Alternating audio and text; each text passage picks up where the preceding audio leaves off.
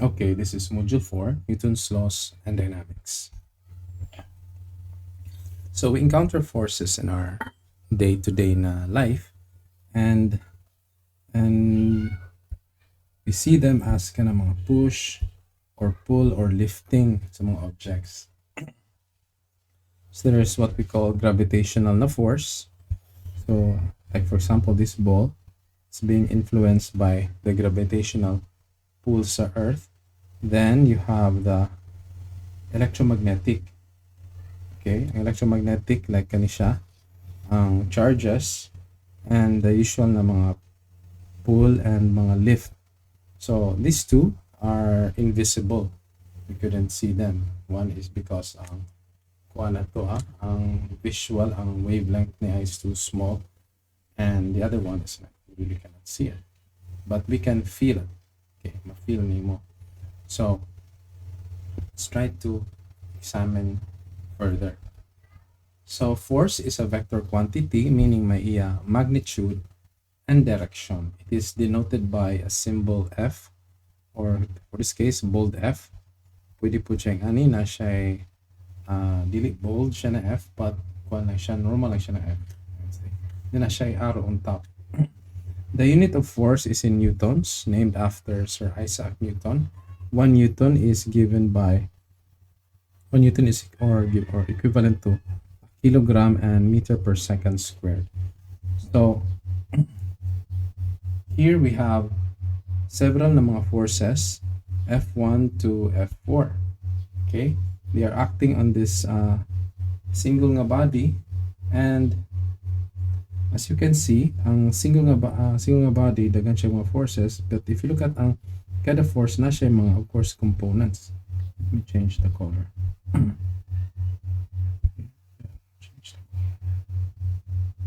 Okay, so ang F1 na siya force along y and force along x. Same with F2 along y and along x. F3 the same along y and along x, and F4 also. So with the components, we know we can add them all together, so we can get the net force or the resultant value. So if mathematically we can sum the net force by simply adding F1, F2, F3, and F4. Pero we have to break it down in terms of components along F1x and F1x and F1y. So if we have this one, this can be simplified as a single force here in the net force. And as you can see, ang iyahang behavior seems that the net force will give us this motion, this pushing force padulong sa positive x-axis. Okay, pwede man kay for example this one will cancel out with this one or reduce that one na pa siya kani. And if you look at here, isa lang ang padulong sa x-axis, most of them are or negative x-axis, ang uban is the rest is going to the positive x-axis. So the net force indicates ang net direction po niya. Okay, so this is Sir Isaac Newton, which gave us ang 3 laws of motion. So the 3 laws of motion are related or relates force to acceleration, its motion, mga velocity, position, and time, and the mass of the body. These laws allows us to predict motion of a certain system, like ang dagan sa bula. We know it started by some position, then kalipila siya ni roll, and we can somehow make a rough estimation or predict its motion. The first law is the law of inertia. So it is stated as any body will remain at rest or in motion in a straight line with a constant velocity unless acted upon by an outside force. So simple niya na kung simplify na to siya, if there's a mass there, a certain condition, let's say stationary siya, it will remain at rest unless imo siyang ilabtan. Same gihapon sa kanang moving na mass, let's say a rolling ball, kung imo siyang i-stop or imo siyang i-reduce ang speed niya, it will be reduced if na siya external force. That being, ikaw ang external force. Inertia here is defined as the tendency of the body to resist motion or changes in motion. So, the greater the mass of an object, the greater ang requirement niya sa inertia. Okay? It's inertia, and the greater is the force needed to accelerate or reduce it.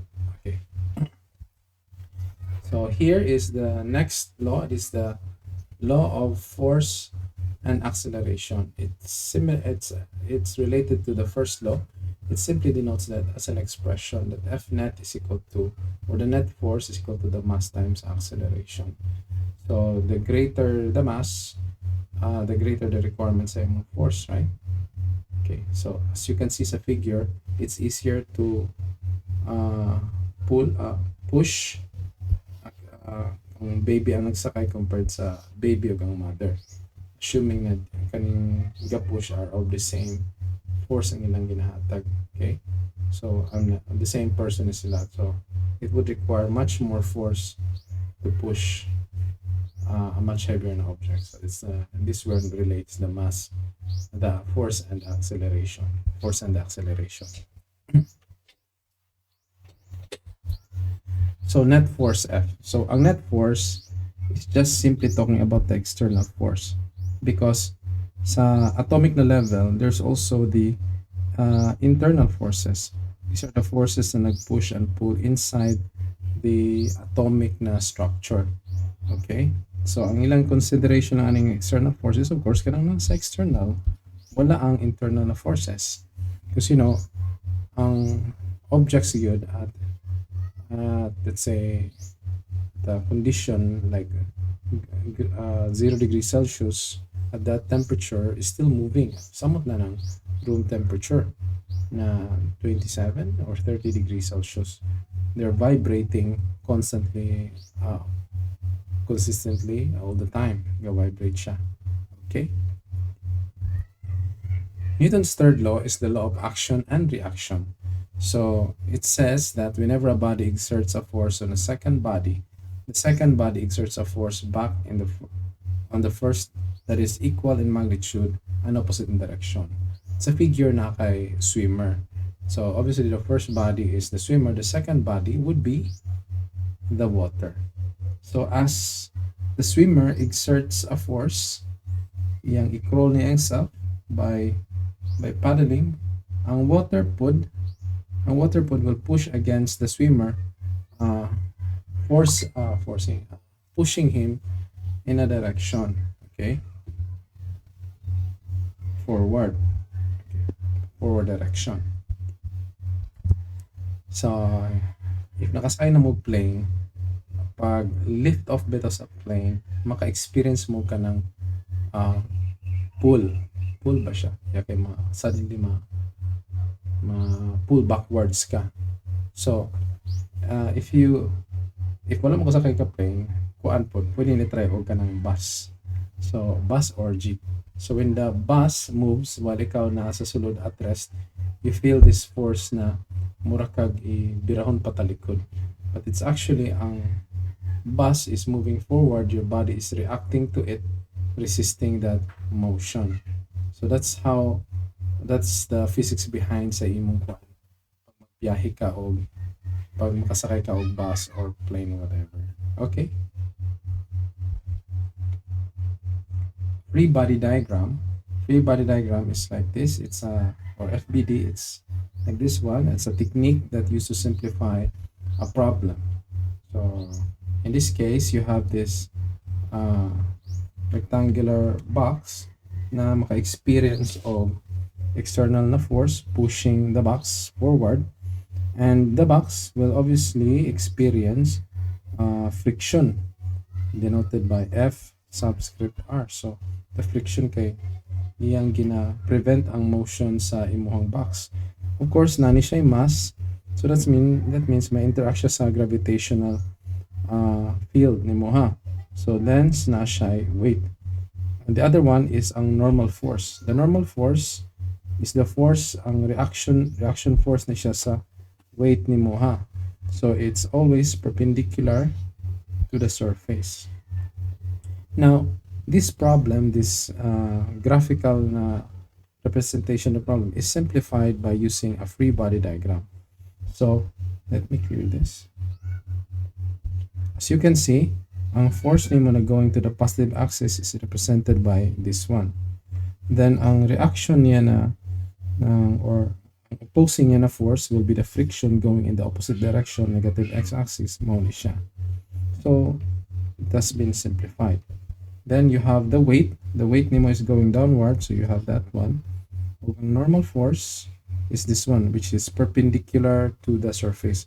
For this case, ang imuhang horizontal surface is along the positive x-axis put. So this one is perpendicular to that one.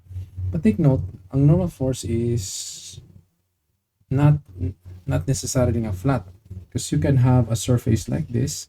So let's say ang imong normal force would be this one, kay perpendicular man sa surface, but ang imong weight, which is influenced by the gravitational field, is going downward. So it's not necessarily na inganigid ang relationship na they are in the opposite, equal in magnitude but opposite in direction. Di necessary, kay ang normal force mag-vary. It depends on the surface, the type of surface. Oh yeah, so we're gonna go dive deeper. So there are common types of forces: ang weight, ang normal force, ang friction, ug ang tension. All of them, ang ilang unit is in newtons. Okay, let's begin. So the weight, defined by the force of gravity on an object, it is location dependent. Location dependent. When you say location, I mean like grabe kalagyo, like for example ang moon, na iya ko galing gravitational field, so lahi ang imong weight sa moon compared sa weight nimo sa earth. So we also need to talk about center of gravity and center of mass. So ang center of gravity depends on two things: the mass distribution and the gravitational field. If naka sa uniform gravitational field, or approximately uniform like kita sa earth, we have approximately negative 9.8 meter per second squared. Ang center of gravity o center of mass are roughly at the same point. In a non-uniform gravitational field, dira siya mag-vary. While ang imuhang center of mass depends only on the distribution of mass. So it is geometric property of an object. It remains the same regardless of the object's orientation or location. So it can lie outside the physical body. So for example, ang donut, ang iyang center of mass is nasa tunga-tunga. Then nasa tunga-tunga, wala na siya, di na siya part sa body, but that is where the center of mass located. Okay. Here we have symmetric and unsymmetric objects. For the center of mass, you have, or center of mass nimo for symmetric is typically nasa tunga-tunga. Like for this cube and for the sphere. For non-symmetric, like ang tao, in some ways kaya di man ta cube, ang sa babae, ang center of mass is located in this part, sa lower na part, ang sa lalaki nasa slightly upper na part, because we have supposedly bigger na chest. Then ang sa babae, wider na hips. So ang mass distribution lahi. Okay. So we have the normal force. The normal force is the perpendicular force exerted by a surface to an object. So kung y surface, y normal. Okay? So for this case, ang imong tabletop is horizontal, ang imong normal force is here, perpendicular to that surface. Okay? And for this case, for a horizontal na situation na surface, then nakay mass dira, na siya weight, ang imuhang normal force is equal in magnitude sa imuhang weight but opposite in direction. Okay, kani siya going upward, kani siya going downwards. Okay. Let's move. Friction. Friction is the result of physical contact between two surfaces. Okay? Kaya kung isa ra, walay interaction. Okay. So there are two types of friction: the kinetic friction and the static friction. So the difference is, the one is in motion, Obviously kaning kinetic o ang the one is at rest ang kaning static. So kinetic friction is associated with moving objects. Like for example, this one, sliding na block. So as it moves in this direction, ang imong friction goes in the opposite direction because it's trying to slow it down. So ang equation niya is given by Fk. K subscript K ni siya, kinetic friction is equal to the coefficient mu K times the normal. So mu K is a coefficient of that friction na magdepend sa unsa nga surface, unsa nga surfaces ang nag-interact. And again, N is the normal force. The next one is the static friction. So as you can see, ang static friction has no resulting motion. Siya velocity or not even constant velocity. So this is the friction associated with the object at rest in contact with the surface. Like for example, this block, if i-push nimo di siya mo budge, ang nag-interact na niya is ang static friction. The static friction is given by this expression, Fs is equal to mu s times the normal. So again, this is a coefficient na mag-matter kung usang surfaces ang nagtapa. Okay. In this table, we have two types of surfaces that are interacting o na sila corresponding na coefficient of kinetic friction and coefficient of static friction. So as you can see, for example, rubber on dry concrete, ang kinetic is 0.7, ang static is 1. And if you go further, if you examine further, this one, let's say this one, metal on wood, this is 0.3, this is 0.5. So as you can see, ang imuhang friction, ang coefficient of friction is lower ang imuhang sa kinetic compared sa static. There are some cases like equal, okay, but ang normal gid nga rule, masayon ang mas easier pag ang imuhang kabangga na friction is ang kinetic compared sa mag-push ka o kanang object na naka-static. Okay? Like for example, kung i-try ninyo mag-push og table, at the start taas ang force nimo kinahanglan, pero once it goes mag-start na siya move, mugaan siya. I don't know if you noticed that one, or wala mo ka pull og mga table. Anyways, now we have this example here. In this example, you have identical na mass, 2 kilograms silang duha, but different na lang orientation. This is the same na size. This is 8 meters by 4 meters. In position A, ang 8 meters nimo, position A, ang surface na nag-interact is the longest na side. Okay, longest na side. Sa position B, it is the shortest nga side, 4 meters, 8 meters. Ang question is which one will have a greater kinetic friction. So this one is moving, so padulong sa positive x-axis. So what do you think? Asa ang pinakadako na kinetic friction? Is it ang katong longer nga side in contact or the shorter nga side? Well, you can argue, but if you look at the expression, it tells you that it doesn't matter on sa nga surface, the longer or the shorter. It's just simply given as mu k times the normal. So the same man sila nga surface, the same silang material, so the same sila mu k. Okay, mu k, okay. The next one is ang tension. The tension, if we're talking about mga forces like sa mga lubid or rope, sa mga muscles, chains, and so on. So, tension na force ato ang gisgutan ani. Tension is from the Latin word to stretch thin. So, ang symbol niya is T or F subscript T. F is just the force, T is just the tension. So, pag stretch, contract, and so on. Tension ang ato ang force na gikuha niya. Like for example, this one, this balde na siya weight, ang string maka-experience ng tension. So if this one is walay motion, So the tension would be equal to the weight. Okay, if static ni siya na scenario. Okay, let's look at the origin of forces. The first one is gravitational force. Like for example, ang weight, it's gravitational. This is produced due to the force exerted by gravity to a body. And the other source is ang electromagnetic force. Kanang mga intermolecular, friction, and tension.